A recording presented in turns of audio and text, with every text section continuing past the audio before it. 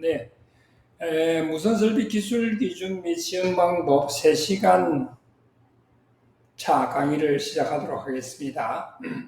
지금부터는 조금 심도 있는 이야기를 드릴까 합니다. 무선설비 기술 기준의 주요 내용을 쭉 살펴보시면은 크게 나눠서 전파 간섭 관련 사항이 있고요. 그 다음에 허가증 기재 사항, 정책 결정 사항, 그다음 기능 성능 관련사 이렇게 나눌 수가 있습니다. 이렇게 나눌 수가 있고요. 이 가장 중요한 거는 우리 이쪽일 겁니다. 이쪽 우리가 보는 것들은 왜냐하면은 허가를 하는 관청은 아니지 않습니까? 저희들이 시험기관이 이 인증 장비에 대한 인증이기 때문에 전파의 기본적인 사항은 주파수 호형 편차, 불요 발사, 그 다음에 이런 것들입니다. 그죠? 인접 채널 누설 전력, 이런 것들이고, 전파 형식이나 주파수 및 대역 폭이나 안테나, 무슨 목적은 사실은 인증과 직접적인 관계는 없으나 이것들도 맞게끔 장비를 만들고 그 장비에 대한 인증 시험과 시험 성적서를 발행해야 되겠죠. 그래서 지금도 우리 시험 성적서를 보니까 무슨 용도란이 있더만요. 그래서 그 용도에 맞게끔 해야 된다. 전파 형식은 우리가 첫 시간에 했듯이 첫 번째 기호, 두 번째 기호, 세 번째 기호 거기에 맞게끔 우리가 시험을 해야 된다. 세 번째가 이제 주파수 및 대역폭. 이거는 이쪽 전파 간섭 관련하고 굉장히 연관성 있는 그런 이야기가 되겠습니다. 안테나 구성비 이득은 안테나가 없는 무선 설비는 없죠. 무선 기기는 반드시 안테나가 있습니다. 안테나가 없는 무선 기기 봤나요? 없죠. 어떤 사람들은 핸드폰은 안테나 안 보이던데요. 그 안에 PCB 패턴 안테나 다 있죠. 안테나가 없는 무슨 기기는 존재하지 않습니다. 그래서 그런 것들은 사실 출력이 높은 것들은 현장에서 검사하고 이렇게 하고 있죠. 그래서 우리는 이덕 정도, 그죠? 버티컬 안테나나 호리존탈, 그러니까 수직 안테나, 수평 안테나 이런 정도를 보고 있습니다. 주파수형 변차 이런 것들은 다 장비에 대한 거죠. 그래서 이 기술 기준도 크게 보면은 우리는 전파 간섭에 관련된 이런 내용들을 가장 많이 담고 있다라고 생각하는 게 맞고요. 인증이나 시험 쪽에서는 그 최대 출력 허용 편차 나오죠, 그죠? 불요 발사 가능한 한 적으면 좋고, 인접 채널 누설 전력 가능한 한 적으면 좋고, 통신 방식은 결정돼야 되겠죠. 통신 방식이 맞지 않으면 통신이 안 됩니다. 안테나 지향성 정도. 이거는 이제 최대 지향성이 어느 정도 이하라야 된다. 이것도 사실은 전파 간섭과 관련된 거죠. 가장 좋은 통신은 가장 적은 전력으로 통신하는 거죠. 근데 이제 어느 정도의 전력은 필요로 합니다. 근데 한쪽으로 모아지는 기술, 이게 지향성이거든요. 그 다음 간섭 회피 기술, 이게 호핑 채널이 몇 개여야 된다, 이런 것들이 있죠. 이게 다 회피 기술 아닙니까? 이런 것들은 왜 일어나느냐? 결국은 주파수가 한정돼 있다. 우리 전파 자원은 한정돼 있다라는 것에서 있고요. 여러 사람이 쓰기 위해서는 혼신이나 간섭에 서로 그 채널을 비껴가면서 쓰자, 양보하면서 쓰자라는 그런 어떤 맥락이 있을 겁니다. 자, 그 다음에 정책적인 결정사항이 있습니다. 채널 할당이라든지. 주로 이런 것들은 어디에 해당된다? 전기통신 사업용에 해당이 됩니다. 그래서 우리가 늘상 가지고 다니는 스마트폰, 그 다음에 어떤 것들이 있죠? 이동통신기기 TRS라든지 이런 것들이 있습니다. 또는 항공기나 선박에 쓰는 것들, 이런 것들은 정책적인 결정사항에 해당이 됩니다. 주파수를 지정하고, 채널 할당을 어떻게 하고, 채널 선택을 어떻게 하고, 전력 제어를 어떻게 하고, 이게 이제 ESN 번호죠. 고유번호, 전자적 고유번호.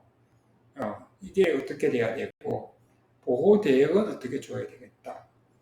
그 다음에 기능 성능과 관련된 사항도 포함되어 있습니다. 그래서 신호의 포맷, 어떤 포맷으로 해라, 변조 방식은 뭘로 해라, 전송 속도는 이 정도가 적당하겠다. 수신 성능이라고 나오는데 좀 특이하죠. 이거는 주로 인명 안전기기에 해당이 됩니다. 수신 성능은 거의 보지 않습니다.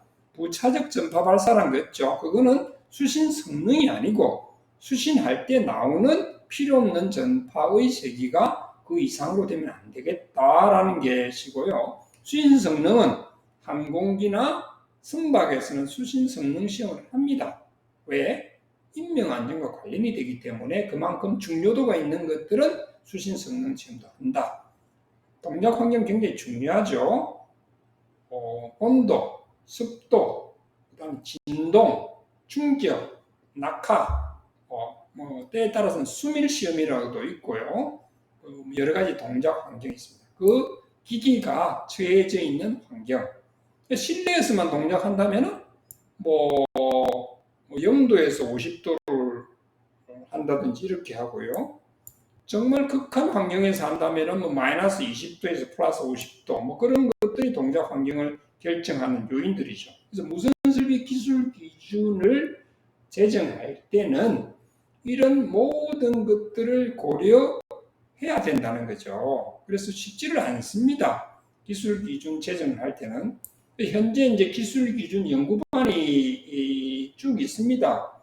해상기술기준연구반, 항공기술기준연구반, 전기통신사업용 기술기준연구반이 계속 활동을 하고 있고, 1년에 몇 회씩 직접적으로 만나서 결정한 사항도 있고, 온라인으로 결정사항을 서로 공유하면서 보완하면서 기술 기준을 만들어가고 있습니다. 자, 기술 기준을 만드는 것도 중요하지만은 기술 기준을 개정하는 것도 굉장히 중요해요. 왜 중요하냐면은 기술 기준이라는 게 정체되어 있는 것이 아닙니다. 법도 그렇지만은 정체되어 있으면은 다른 발전이 없어요. 예를 들어서 이 채널에 여러 사람이 쓸 수 있다라고 판단이 되면 기술 기준을 개정해줘야 돼요. 통신의 목적이 가장 정확하고 그다음 안정성 있게 또 합리적으로 많은 사람들이 이용하는 것이 통신의 목적이거든요. 그래서 그러한 목적을 달성하기 위해서는 전파의 사용이 지금 현재 폭발적으로 늘어나고 있죠. 왜? 4차 산업 시대에 AIoT 시대 아닙니까? 그죠?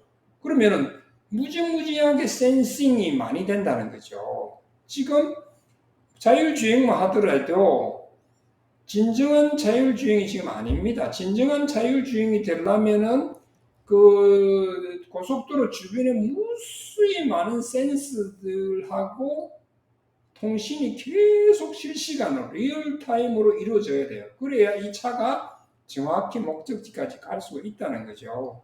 얼마 전에는 항공기는 물론이고요. 선박도 이제 자율운항 선박이 나왔습니다. 그래서 이런 것들이 예를 들어서 부산항에서 출발해서 미국 로스앤젤레스까지 간다 그러면 포인트만 찍으면 자기가 그 좌표에 의해서 자율적으로 운항하게 됩니다. 이게 굉장히 중요한 게 뭐냐면 인명 안전하고 관련이 있죠. 특히 야간에 시야 운행은 불가능하지 않습니까? 그래서 지금까지는 어떤 레이더라든지 아니면은 여러 가지 통신 장비를 이용해서 이 운항을 했는데 앞으로는 이게 자율 운항이 된다는 거죠. 그렇듯이 이제 항공기는 벌써 하고 있고요. 선박도 이제 자율 운항이 되고 그 다음에 우리 차량은 자율 주행이 됩니다. 그렇게 되면은 어마어마하게 많은 수요가 일어날 것이다. 근데 주파수는 한정이 돼 있어. 결국 어떻게 돼야 되느냐? 이런 것들에 대한 것들을 종합적으로 분석해서 우리가 기술 기준을 개정해주고 새로 업데이트해줄 필요가 있다는 거죠. 그래서 이런 그 여러 가지 목적이나 전파 형식, 대역폭 상당히 중요합니다. 대역폭을 줄이는 노력을 계속 해야 돼요. 그리고 이제 이건 안정성에 관한 겁니다. 안정성. 불의 발사가 되면은 다른데 혼신을 주게 되니까. 그다음 간섭 회피 기술 중요하죠. 채널을 점유하고 있으면 피해가야 될 거 아니에요. 이런 거. 채널 할당에 대한 것들도 중요하죠. 주파수 정책에서 가장 중요합니다. 전력 제어에 관한 거. 예를 들어서 필요 없는 전력이 계속 나간다면 장비에도 무리가 주고 또 전기 소모도 많을 거고 또 혼신도 많이 줄 거단 말이죠. 그런 거.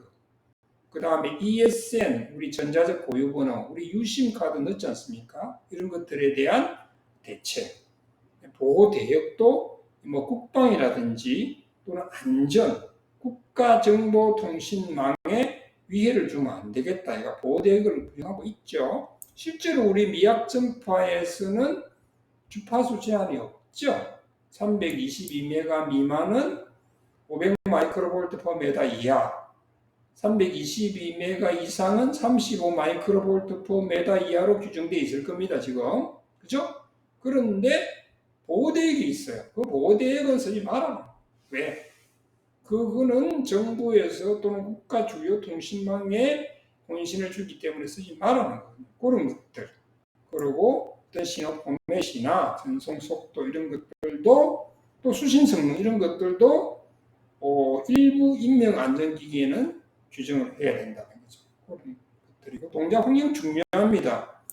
예를 들어서 우리나라의 기술 기준하고 싱가포르의 기술 기준은 달라지겠죠. 우리나라는 평균 온도가 예를 들어서 15도, 20도 된다 그러면 싱가포르 같은 경우는 무지하게 덥지 않습니까? 그런 해줘야 되고 예를 들어서 알래스카에서 쓴다 그러면 또 다른 문제가 생길 거라는 거죠. 그런 동작 환경에 관한 거 이런 것들입니다. 네. 일단 우리나라 법령 체계는 이렇게 되어 있습니다. 법률인 전파법이 가장 상위법으로 되어 있고요. 법률이 있고요. 그 다음에 전파법 시행령, 대통령령 이로 되어 있고 전파법 시행 규칙 이런 부령이라고 합니다. 무선 설비 규칙도 같이 부령이고요. 그 다음에 고시로 되어 있습니다. 거의 대부분이 국립전파연구원 고시로 되어 있지만 이런 거 신고하지 않아야 개설할 수 있는 무슨 설비 기술 기준은 워낙 국민들이 많이 쓰고 또 파급 효과가 크기 때문에 아직까지도 기술 기준을 과학기술정보통신부 고시로 가지고 있습니다. 그런 이유입니다. 그 외에 방송표준 방식, 해상업무용, 항공업무용, 전기통신사업용, 간이 무승부용 이런 것들은 국립전파연구원 고시로 현재 되어 있습니다. 법체계는 이렇습니다. 가장 상위법에서 명시적으로 어떻게 하라고 정해져 있고 그 명시적인 사항에 있어 가지고는 시행령 쪽에서는 허가 쪽이 많고요. 우리는 무슨 설비 규칙 쪽에 많습니다. 무슨 설비 규칙 쪽에 기술 기준이 어떻게 하라는 내용이 많기 때문에 이쪽 라인을 따라서 와야 됩니다. 그래서 고시는 과학기술정보통신부 고시와 국립전파연구원 고시에서 대부분의 기술 기준을 다 담고 있다. 이렇게 생각하시면 되겠습니다.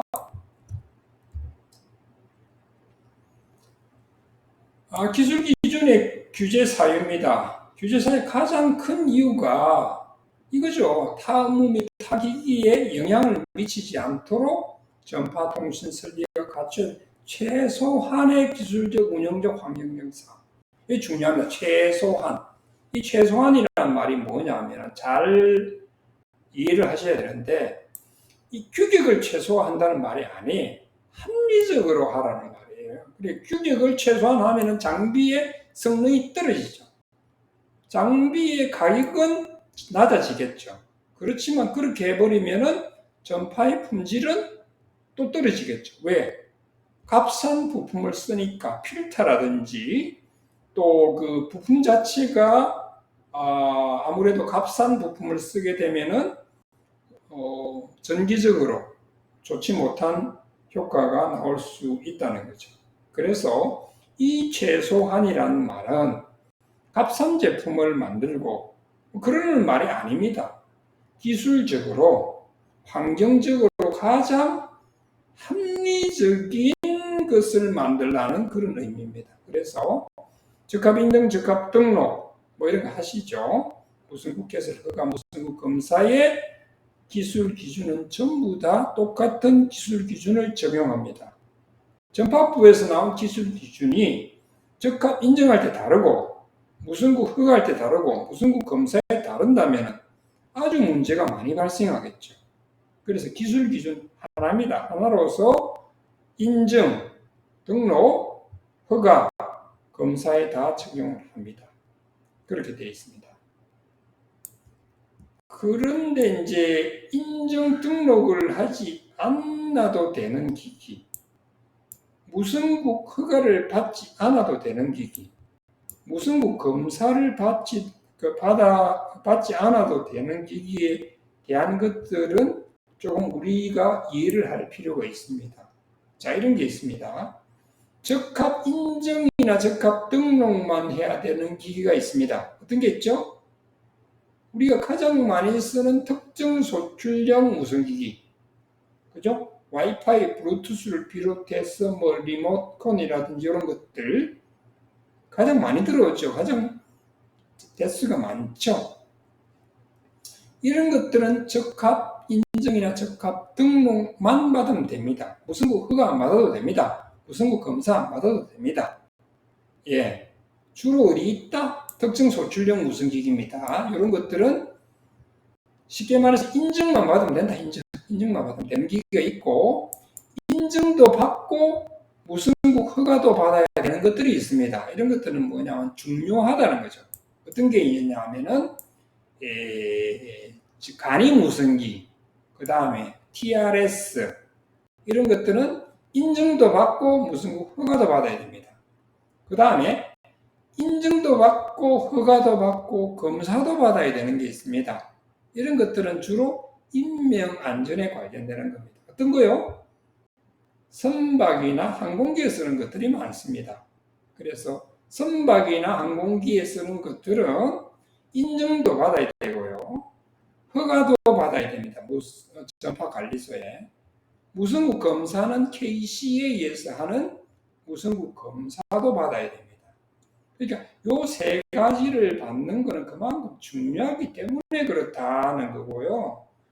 와이파이, 블루투스가 인명 안전하고 직접적인 관계는 없잖아요. 그러니까 적합 인증 등록을 받아라 이렇게 되어 있습니다. 그래서 요 세 가지를 잘 이해를 하셔야 됩니다. 우리는 뭐 이것만 하기 때문에 이건 난 모르겠어 하지 마시고 이런 것들이 계속 연결이 된다는 거죠. 인증이 잘못 나가버리면 예를 들어서 무슨국 허가를 내야 되는데 주파수가 인증이 잘못돼 버렸어. 허가를 내줄 수가 없죠. 아주 곤란한 문제가 된다는 거죠. 그래서 허가가 나는 주파수냐 아닌가 주로 이런 겁니다. TRS라든지 전기통신사업용. 전기통신사업용은 거의가 우리가 기지국이나 중계국 이런 겁니다. 그런 것들은 뭐 정해져 있으니까 괜찮은데 잘 안 들어오는 것들이 있어요. 그죠? 그런 것들은 유심히 보셔서 주파수까지 확인을 하셔야 됩니다. 그 다음에 출력도 제한이 있어요. 항공기나 선박 쪽은. 그래서 그런 것들도 보시고 인증을 해줘야 된다라는 기술 기준에. 검사까지도 적용이 되는 게 있습니다. 그런 것들은 더 자세히 봐줘야 되고, 인증해서 어긋나버리면은, 쉽게 말해서 첫 단추가 잘못 끼어버리면은 줄줄이 안 됩니다. 줄줄이 하나도 안 돼요. 그거도 안 되고 검사에서도 불합격 나버리고 이러기 때문에 인증을 처음 할 때 그만큼 중요시 해주시라는 말씀을 드리고 싶네요. 자, 두 번째, 안전에서 발사된 전파는 희망하는 전파 이외에 불의한 전파가 발사된다. 그래서 이게 혼신을 유발한다. 이게 그 희망하는 전파 외에 불필요한 전파가 발사 안 되면 얼마나 좋겠습니까? 그런데 반드시 불효한 전파가 나와요. 그게 이제 우수배, 기수배, 그건 이제 뭐 한자어인데 짝수배, 홀수배라고 하는 게 옳겠네요. 그러니까 이제 영어로 하면 세컨드 하모닉스, 서드 하모닉스, 2고조파, 3고조, 고주파 아닙니다. 고조파, 2고주파와 3고주파가 반드시 발생된다. 그게 뭐예요? 스프리어스라는 거죠. 그게 무슨 기기에는 반드시 2채배, 3채배 또는 2분의 1채배, 4분의 1채배의 전파 발생이 있습니다. 근데 그거를 최소화하는 노력을 해라. 그래서 필터라는 걸 답니다. 필터를 많이 붙이면 적게 나와요. 적게 나오는데 장비의 단가가 비싸죠. 그러니까 이 개발 또는 제조사에서는 필터를 적게 쓰려고 그러겠죠. 특히 이동통신망의 기지국 여러분들 생각해 보십시오. 어마어마하게 깔리죠. 전국의 기지국 수가 얼마나 많습니까? 몇십만 개가 됩니다. 몇십만 개. 몇십만 개의 필터의 기술 기준을 몇 데시벨 정해야 된단 말이에요. 그러면은 그 기술 기준에 따라 가지고 이 필터 값이 어마어마하게 불어날 수도 있고 줄어들 수도 있다는 거죠. 3dB만 하더라도 무지하게 차이가 난다는 거죠. 그래서 이런 것들을 고려해라. 그래서 혼신 유발을 막기 위해서 이런 주파수 호형 편차, 점유 주파수 대역 복스프레스 발생하는 것도 사실은 이 세 가지를 큰 말로 전파의 품질이라고 합니다. 전파의 품질. 시험 문제 무지 많이 나옵니다. 무선 설비 기사 시험 문제 많이 나옵니다. 전파의 품질을 논하시오. 주파수 호형 편차, 점유 주파수 대역폭, 스프레스 발생합니다. 요게 세 가지가 전파의 기본적인 품질을 결정하는 요인입니다. 예, 참고적으로 알고 있으면 좋으시겠습니다. 주파수 호형 편차는 자 이게 허가난 주파수입니다. 지금 우리가 사용하는 주파수입니다. F1이라고 합시다. 반드시 F2가 이렇게 나오는 것은 아니에요. 반드시 나오는 건 아니에요. 이게 흔들려요. 좋은 장비는 이게 오실레이터, 발진 소자가 비싼 걸 쓰는데, 근데 옛날보다 기술이 많이 좋아졌습니다. 옛날에는 LC 발진 이런 거 썼어요. 코일하고 콘덴서를 이용하면 공진 현상으로 인해 발진 주파수를 낼 수 있어. 이걸 썼어요. 지금은 거의가 크리스탈 주파수고요. 크리스탈도 잘 안 씁니다. PLL이라고 해서 페이스 루키드 러프라고 그래가지고 주파수 발진을 하면 다시 한번 루핑을 시켜가지고 얘가 틀어지면 다시 보정을 해줍니다. 그래서 주파수가 안 틀어지게 하는 PLL 방식, 다른 말로는 신세사이즈 방식이라고 합니다. 신세사이즈 방식의 소자들을 많이 쓰고 있습니다. 그거는 크리스탈 플러스 페이스 루키드 루프라 그래가지고 한 바퀴를 돌려가지고 위상을 비교해가지고 얘가 위상이 틀어지면 보정을 해줘. 그러면 주파수가 잘 안 틀어지겠죠. 근데 소자는 많이 들어. 그런 방식을 씁니다. 근데 이제 부품 단가가 옛날보다는 지금 많이 이제 낮아져가지고 좋아졌어요. 그래서 옛날보다 프리퀀시 토러런스가 많이 올라갔습니다. 어쨌든 간에 값산 중국산 이런 거 조심하셔야 됩니다. 이런 거 보면은 주파수가 많이 틀어져요. 발진 소자를 싼 걸 써서 그래. 크리스탈 아주 싸구려 이랬으면은 주파수가 많이 틀어져요. 자, 단위는요 100만 분율 또는 헬스로 표시를 합니다. 장비마다 주파수 허용 편차의 기준은 다릅니다. 네, 특정 소출력 무선기기는 또 얼마고, 또 뭐 일반 우리 그 생활용 무선기는 얼마고 다 기술 기준에 정해야 된다는 거죠. 이거를 너무 강하게 적용해도 안 되고 너무 약하게 적용을 해도 안 됩니다. 인명 안전과 직결되는 장비는 이걸 강하게 적용해야죠. 틀어지면은 통신이 안 되고 이러면 안 되지 않습니까? 그래도 조금 틀어져도 감수할 수 있다는 정도는 장비의 단가를 고려해서 여러 가지 맨 첫 페이지 있었죠. 여러 가지 사회적인 뭐 그런 것들 때문에 이런 것들을 결정해야겠다. 하여튼간에 스펙트럼으로 보면 이렇게 보이죠, 그죠? 예, 이런 거. 자, 두 번째 점유주파수 대역폭 상당히 중요합니다. 아무리 좋은 기기를 하더라도 제점유 대역폭만 딱 이렇게 두부 자르듯이 나오는 전파는 아직은 없습니다. 아직은 없습니다. 아무리 PLL을 쓰고 신세사이즈 방식을 쓰고 최근에는 또 SDR이라 그래가지고 소프트웨어 디파인 라디오라는 게 나왔습니다. SDR 장비는 뭐냐면은 옛날에는 우리가 발진해가지고 또 이 변조가 오실레이터를 또 넣고 그 다음에 중간 주파 증폭을 해서 또 한번 발진해가지고 세컨드 믹스를 하고 이렇게 해가지고 최대 출력을 내가지고 보냈거든요. 근데 요즘 통신의 발전이 워낙 강해가지고 소프트웨어로서 다 가변이 가능합니다. 지금은 이제 옛날에는 하드웨어적으로 하던 그 주파수 세팅이라든지 출력 세팅들을 전부 이제 소프트웨어로 가능하게 됐죠. 그래서 지금은 그 인정 시험할 때 시험원들이 소프트웨어를 인정 의뢰 기관에 또 회사에 요구하는 경우가 많이 생겼죠, 그죠? 그래서 뭐 CD로 받는다든지 뭐 메일로 받는다든지 이렇게 하고 있는데 그런 이제 원시 프로그램들을 받아야 이게 시험이 가능한 경우가 많거든요. 그게 이제 SDR로 구현이 돼버려요. 소프트웨어 디파인 라디오입니다. 그래서 이 소프트웨어로서 모든 출력이나 뭐 대역폭 또는 주파수 이런 것들을 다 컨트롤해버려요. 그리고 채널링도 채널 몇 개를 만들어 버리는 것도 다 SDR로 다 해버려요. 그런 시대가 오다 보니까 특히 그런 것들이 세팅이 잘못되어 버리면 이 대역폭이 확 넘어가 버려요. 그래서 이 대역폭 관계 기술적으로 이야기하는 대역폭이라고 하는 거는 중심 주파수를 중심으로 99%, 0.5%, 0.5%는 버려버려요.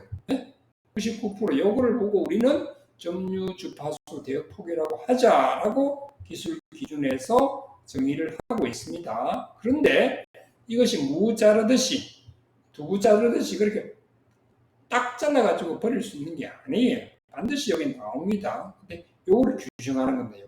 0.5%. 요거를 너무 이렇게 느슨하게 나오면은 이 대역에 여기 있는 대역에 또 이것도 너무 느슨하면 여기 있는 대역에 영향을 주겠죠. 그래서 요 에너지가 가능한 한 적게 쉽게 말해서 필터를 좋은 걸 쓰라는 말이에요. 그래서 99%를 차지하는 것을 점유 대역폭이라 한다. 이게 얼마나 해야 된다고요? 점점 점유 주파수 대역폭은 좁아지고 있습니다. 보통 옛날에는 아날로그 무전기 같은 게 16kH를 썼어요. 대역폭이. 음질은 좋아요. 음질은 좋은데 이제 그때는 아날로그고 지금 디지털로 변하면서 8.5kg로 갔다가 지금 한 6kg 정도밖에 안 씁니다. 6kg로 쓰는데 지금은 그 두 가지 좋은 점이 있어요. 하나는 일단 디지털 전환이 됐고요. 디지털 전환하면 당연히 대역폭이 좁아집니다.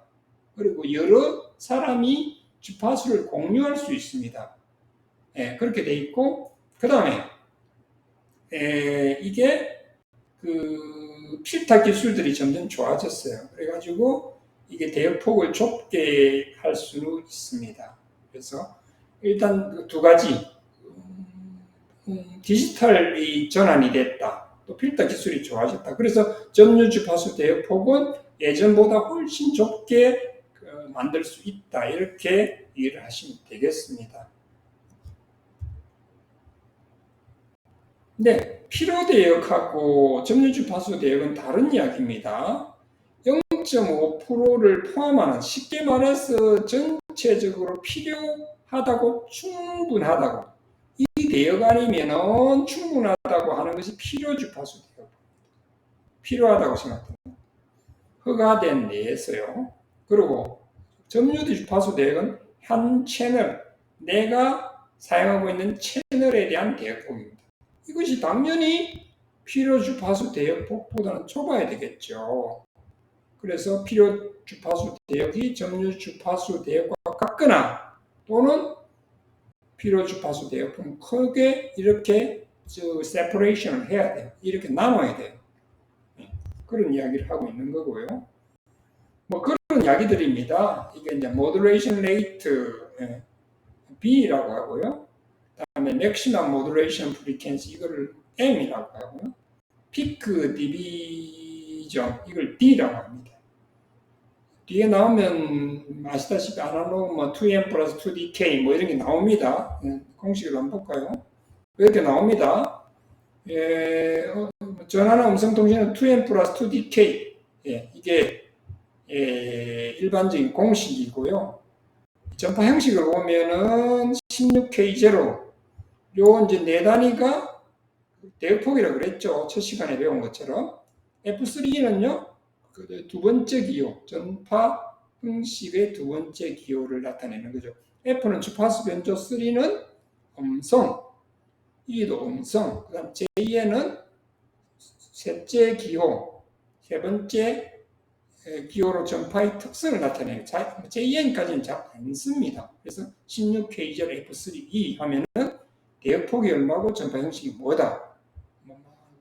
이제 알 수가 있죠. 그런 식으로 쓰고 있습니다. 이런 공식들을 한번 쭉 살펴보시고요. 보통은 이제 이런 공식들은 학생 때 다 이제 외우죠. 시험 문제 많이 나오니까. 그런데 외울 것까지는 없고 여표를 참고하셔서 인정시험에 임해 주시면 될 것 같습니다. 뭐 이런 경우도 있습니다. 조금 애매한 경우인데 J3 같은 경우는 지금 이게 무슨 설비 규칙에서 따왔는데 별표 3입니까? 잘 안 보이는데 점유 주파수 대역폭의 허용치 해놓고 이게 이제 점유 주파수 대역폭 3kg고 필요 주파수는 2.8kg 틀렸죠. 이런 것들도 있다는 건데요. 이런 향후 개정을 통해서 정정하도록 하겠습니다. 안테나 공급 전력 그 두 가지 방식을 쓰고 있죠. 직접 연결해서 쓰는 방법, 그죠? 이걸 뭐 직결 방식이라고 그러냐? 보통 이제 포트에 보통 연결해서 쓰는 방식이죠. 그 다음에 라디에이션 되는 방사되는 그 전력을 측정하는, 방사되는 것도 이제 두 가지 방식이 있죠. ERP 방식이 있고 EIRP 방식이 있고 두 가지가 있죠. 근데 요거 같은 경우는 보통의 경우에는 이렇게 이제 안테나 포트에서 직접 이렇게 스펙트럼 아날라이저로 연결을 했네요. 이때 조심하셔야 됩니다. 지금 뭐를 측정한다고요? 안테나 공급 전력이요. 안테나 지금은 인입 전력이라면 안테나 공급 전력 맞구나. 안테나 공급 전력이라고 그러죠. 법률용어로 출력이라고 하죠.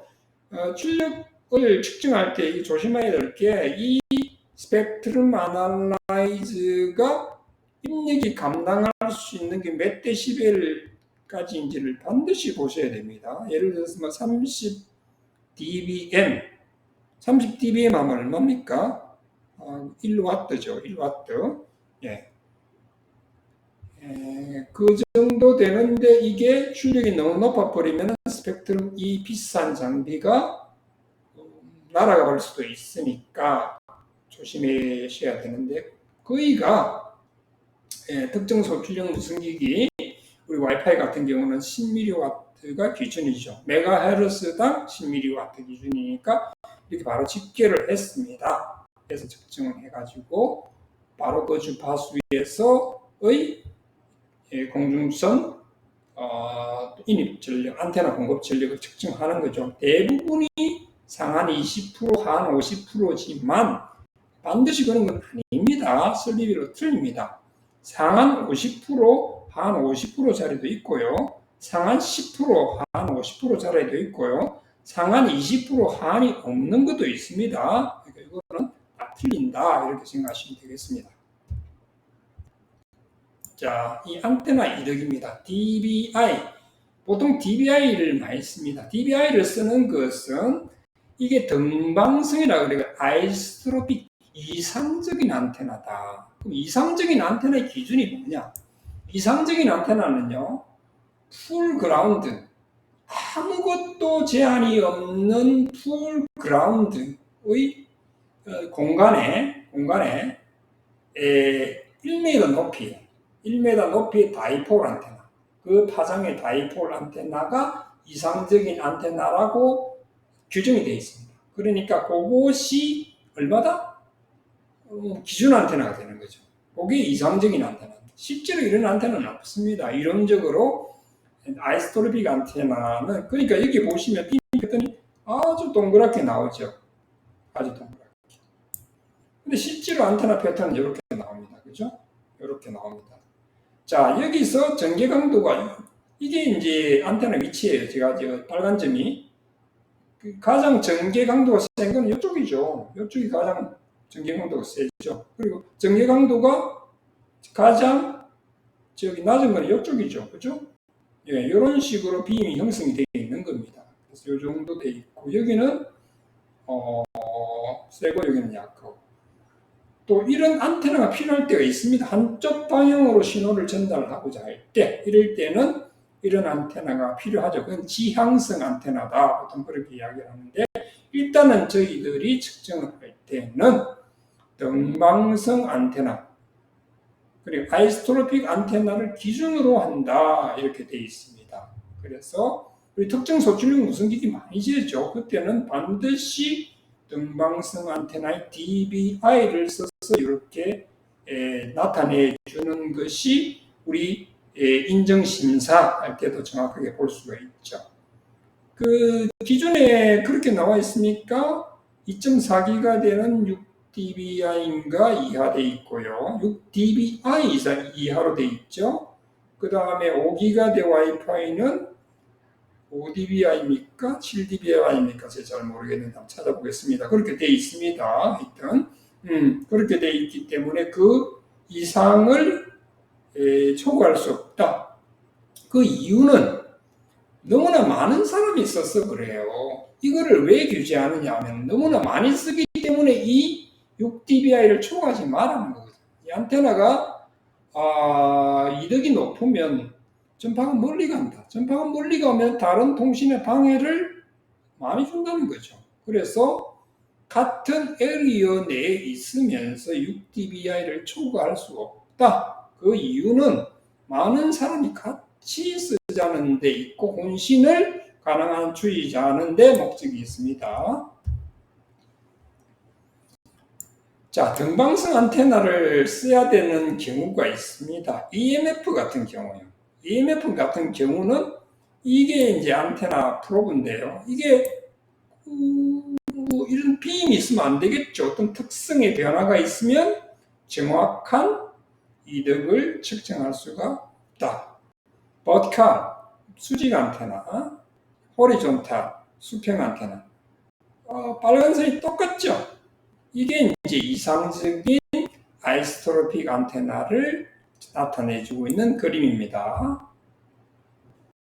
자, 그 다음에 이거 보십시오. 이제 ERP가 나옵니다.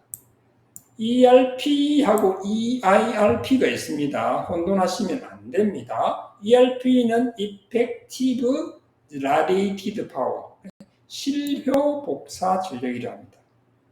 실효 복사 전력. ERP로 재는 게 있고 EIRP로 재는 게 있습니다. 근데 결과값은 수치로 우리가 해주시면 됩니다. ERP는 그러면은 반파장 다이폴 안테나 이득으로 생각하시면 됩니다. 반파장 다이폴 안테나. 반파장 다이폴 안테나는 아시죠? 모든 안테나는 반파장 다이폴 안테나를 기준으로 합니다. 그래서 그거를 안테나 상대 이득이라 그러고 DBT라고 그럽니다. DBT가 요게 이제 D가 다이폴이란 말입니다. 다이폴. DBI는 뭐요?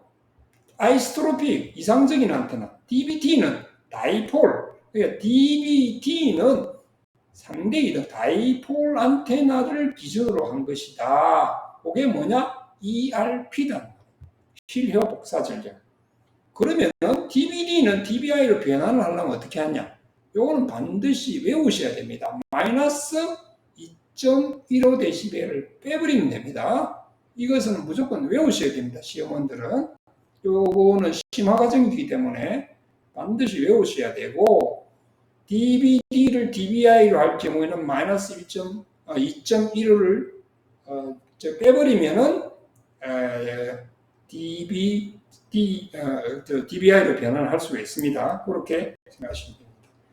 이제 패턴이죠. 이건 이제 3차원적으로 구현을 하면 이렇게 나오는 거고요. 이게 이제 등방성으로 보이는 거죠. 자, 여기 다이폴은 요거는 위에서 본 겁니다. 위에서 버티컬에서 본 패턴. 요거는 호리존탈.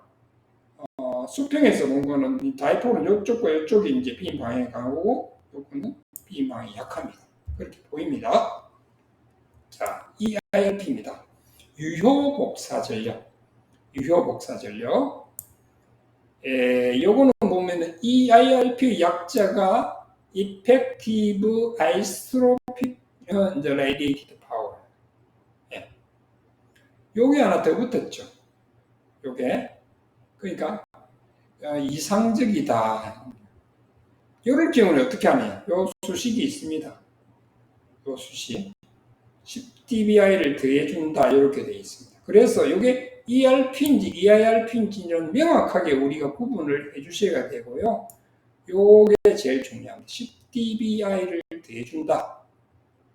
EIRP로 할 경우에는 그렇게 정확하게 우리가 기억을 해주셔야 됩니다. 엄청난 차이입니다. 네, 차이입니다. 자, 여기 우리가 보통 챔버에서 쓰는 안테나. 보통은 EIRP로 많이 쓰죠. 보통 ERP로 재는 경우는 뭐 고출력이라든지 야외에서 할 때 이런 경우는 쓰고요. 보통 이제 우리 챔버 내에서는 이제 EIRP로 측정을 많이 합니다. 지금 이제 뭐 다 심화 과정이니까 다 아시겠지만 3m 챔버가 내년 1일부터 이제 1.5m 정도의 시력, 그죠? 저 높이가 에서는 인정이 됩니다. 되죠. 물론 뭐 그게 딱 정해져 있긴 합니다. 거기서 측정하는 것들도 이제 EMC로서 인정이 되는 거죠. 국제적으로. 이제 국내 KC 시험을 할 수 있게 되는 겁니다. 근데 그런 데서 측정을 많이 하게 되죠, 우리가. 우리 무선기기도 이런 것들을 많이 측정하죠. 근데 EIRP는 송신기 출력, 그러니까 여기서 나오는 파워와 안테나 이득과 손실을 전부 다 합해 주셔야 됩니다. 보통 보면 이 케이블 로스, 공간 로스를 생각 안 하시는 경우가 많더라고요. 저도 심사를 나가보면은 케이블 로스를 산출해내지 않고 이 표를 가지고 있지 않으면서 EIRP를 측정했다고 해요. 안 됩니다. 이것은 시험 성적서에 반드시 기록을 해주셔야 됩니다. 케이블 로스와 그다음에 공간 로스, 이것들은 반드시 기록을 해서 이 값만큼 빼줘야 됩니다. 빼줘야 송신기 출력 플러스 안테나 이득에서 이걸 빼줘야 이 플러스라고 적었지만은 손실은 빼는 거죠. 예. 그래야 정확한 EIRP 값을 우리가 나타낼 수 있다. 그리고 이 높이도 올렸다 내렸다 해봐야 되고 턴테이블도 돌려 보셔야 돼요. 그래서 가장 많이 나오는 값이 기준입니다. 뭐 이건 다 아시죠? 예, 가장 많이 나오는 값이 기준입니다. 예, 그것을 초과할 수 없다는 거죠. 예, 그렇게 되어 있습니다. 자, 스프레스 호용치입니다. 스프리어스하고 대역 외 발사하고 헷갈리시면 안 돼요. 스프리어스 발사가 있고 대역 외 발사가 있습니다. 스프레스 발사가 안 나왔으면 좋겠는데 꼭 이게 나와요. 자, 이게 써보면은 이 기준 주파수에서 나오는 그 값입니다. 기준 주파수에서. 그런데 요 주파수의 2배만큼의 주파수에서 또 하나가 나와요. 또 쭉 가면은 뭐 4배, 뭐 6배, 8배 쭉 나옵니다. 이 이상의 값에서 요 값을 뺀 거, 요 차이 나는 값을 우리가 스푸리어스 발사 값이라고 합니다. 그러니까 당연히 이 값이 낮으면 이게 높겠죠. 크기가 클수록 좋습니다. 그래서 40dB보다는 45dB가 좋고요. 45dB보다는 50dB가 좋습니다. 이 스프레스 발사 값은 높을수록 좋습니다. 그런데 이것도 기술 기준에 보면은 다 틀립니다. 그러니까 우리가 통상적으로 일반적으로 쓰는 장비와 정말 중요한 장비, 인명 안전에 관련되는 장비, 안전에 관련되는 어떤 사고로 유발될 수 있는 장비의 값은 이 스프레스 발사 값도 굉장히 높다라는 거죠. 기준이 높기 때문에 그런 것들은 시험하실 때 잘 보셔야 되고 이런 것들에서 페일 나는 경우가 굉장히 많이 생기는 것을 발견하실 수 있습니다. 근데 이제 두 가지로 나와요. 이게 고주파 발사가 있고요. 그다음 기생 발사, 상호 변조. 이게 뭐냐면 고주파입니다. 고주파 아닙니다. 고주파는 2배씩 높아지는 게 고주파라 그러고 저주파도 있습니다. 2분의 1, 4분의 1, 8분의 1 이게 저주파라 그럽니다. 거기서 반드시 생깁니다. 기생 발사는 그럼 뭐냐면은 우리가 앰프를 동작시킬 때 마이크로 스피커에 갖다 대면은 하울링이라는 게 발생되지 않습니까? 삐 하고 그게 기생 발사입니다. 그러니까 이게 역할을 못 해버려요. 완전히 이게 이제 원래는 이 장비가 변조를 잘 해가지고 송신을 내가 원하는 신호를 전송해줘야 되는데 완전히 오실레이터가 돼버리네. 그런 경우가 이제 기생 발사입니다. 상호 변조는 뭐냐면은 이런 겁니다. 자, 2고조파와 3고조파가 믹스가 돼서 또 하나의 이상한 데서 전파가 떠요. 이런 경우 많이 있습니다. 이걸 상호 변조로 합니다. 그러니까 기본 파와 그 다음에 2고조파, 3고조파가 또 합성된 경우가 있어요. 뭐 이런 것들. 그 다음에 2고조파, 3고조파, 5고조파가 합성돼서 또 하나의 전파가 나와. 생각지도 않은 데서 나와. 보통은 이게 이제 스프리어스는요, 2분의 1, 2분의 1 또는 2배, 4배 이런 데서 나오거든요. 2배, 3배, 4배 이런 데서 나오거든요. 근데 전혀 다른 데서 나와요. 그걸 보고 상호 변조라 그런다. 이런 것들. 그 다음 주파수 변화에 의한 것도 있어요. 근데 오실레이터가 이게 나쁜 경우인데요. 이런 경우에도 생각지도 않은 주파수에서 뒤에 또 나옵니다. IMD라고 그래가지고 인터모듈레이션이라는 게 있어요. 그게 또 나오는데 시간이 또 하여튼 뭐 조금 더 합시다.